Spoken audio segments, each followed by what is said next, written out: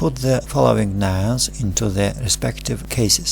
First as indefinite, then as definite nouns. Then change them into feminine nouns and do likewise. Do as shown in the examples. مرفوع nominative. مسلم من مرفوع. مسلما منصوب accusative منصوب مسلما. صادق مرفوع. صادقا منصوب. عالم مرفوع. عالما منصوب. مؤمن مؤمنا. مدرس مرفوع. مدرسا. كافر كافرا منصوب. كاذب مرفوع. كاذبا منصوب. مشرك مرفوع. مشركا منصوب. هنا مجرور جينيتيف. مسلم مرفوع. مسلما منصوب. مسلم مجرور. صادق مرفوع. صادقا منصوب. صادق مجرور. عالم مرفوع. عالما منصوب. عالم. مؤمن مؤمن مجرور. مدرس مدرس مجرور.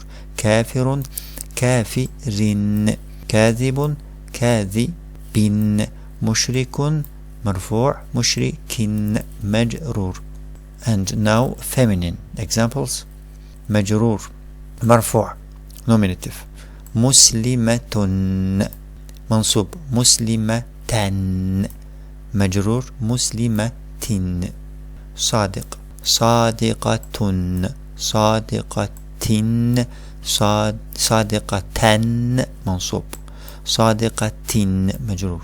عالم masculine and feminine. عالمة منصوب. عالمة مجرور. عالمة.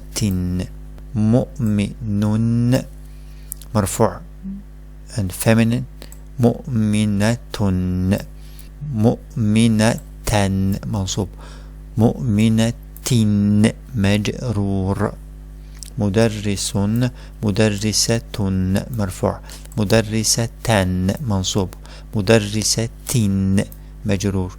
كافر كافرة كافرة منصوب. كافرة مجرور. كاذب كاذبة كاذبة كاذبة. مشرك مشركة مشركة مشركة مجرور جينيتيف. والحمد لله.